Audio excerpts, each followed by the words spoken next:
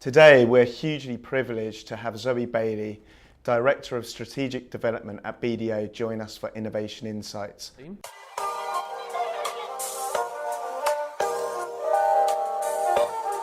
I would say that innovation has been identified as key to the future success of our firm and sits firmly within our strategy.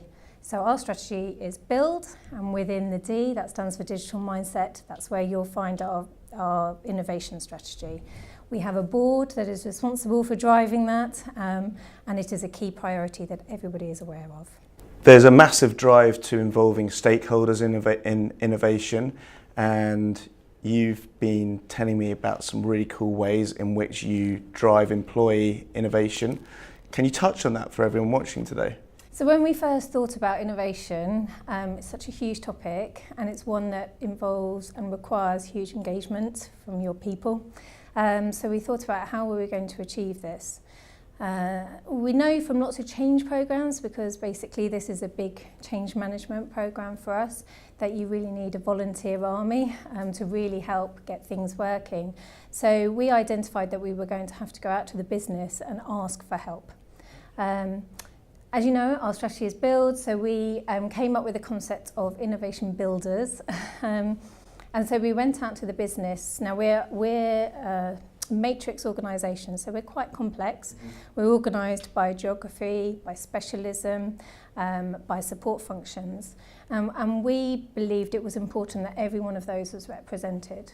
So we went out to the business and we identified 27 innovation builders that then represent all of those key parts of our business here in the UK. That's really interesting. You talk about a volunteer army. Did you have to stimulate a culture ahead of that volunteering period that made people fascinated with what innovation meant at BDO, or what was the process? I think in terms of identifying the army, those were willing volunteers, people who were also already passionate and enthusiastic about getting involved in this. And I wouldn't say that seniority was a key driver for this. It really is about that passion and those individuals who want to make a difference.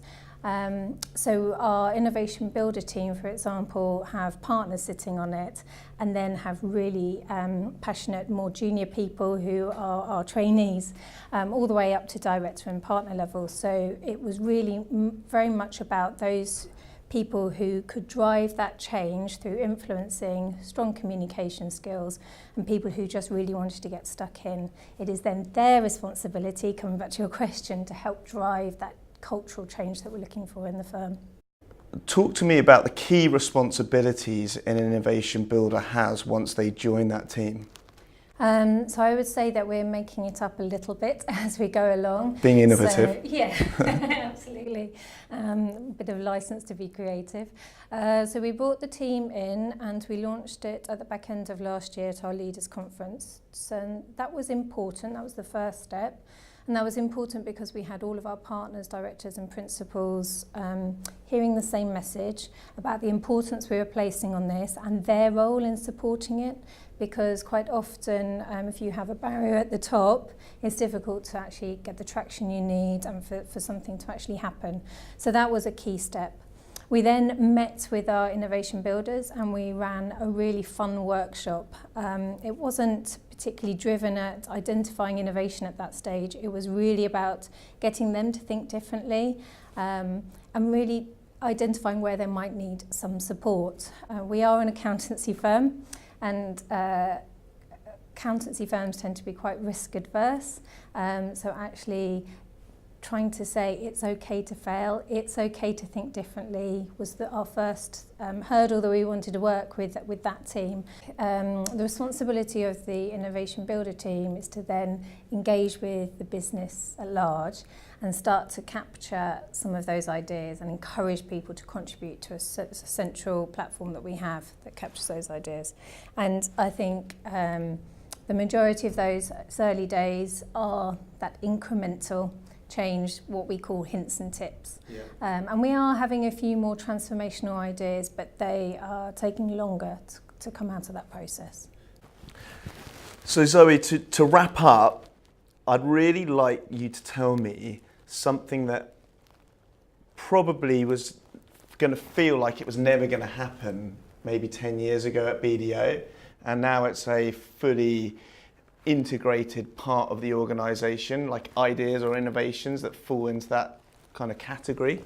I would say that communication was very much led by the partners and leaders within the business. Whilst we have our individual teams, core messages would have been cascaded in that way, so through face-to-face forums, maybe newsletters. 10 years on, we're now in a place where across the business we have adopted the use of Yammer. It's available for everybody on their phones, so it's immediately available when people are off-site, and is a fantastic communication tool. And why do I use the word fantastic? Because I think it's broken down that top-down communication style that was prevalent before. Now people can get messages instantly from our leader, from our managing partner, is really active on it and responds to other people's comments as well. In one business group, for example, it is used so frequently by the leader of that team that they no longer use emails. He communicates entirely via Yammer. Life in general is changing at such a fast pace. I don't know if that platform will be Yammer, but I do think we'll be in a position in, say, 10 years' time where we don't have emails in the same way that we have them now. In that, I think that they're a fantastic tool, but already we're starting to see some of the disadvantages of them. And when you start to see disadvantage, then people start to get creative and think about new possibilities. So in 10 years' time, I'm sure that email will look entirely different, or we may not be using it at all. I always find it interesting when you talk to me about what the future 10 years looks like, and I know that recently you've discovered something that I really want you to share with us today. I don't know if it's about discovery, but it's just something I'm quite interested in. There's a number of episodes on TV called Black Mirror. They're quite digitally focused, so they just get my thought processes going.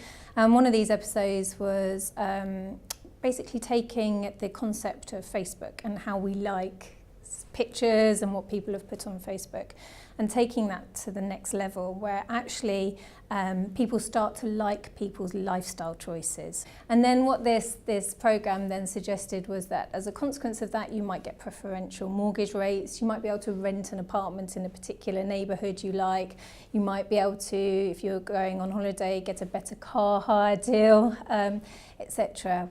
So it was all very much out there, but then I noticed 3 weeks ago in China, they've already started to adopt something very similar. And that's made me start to think that when we start to think about what's going to be important in the future, those are the type of things, you know, crazy out there ideas that we need to start to think, how might that be adopted in business?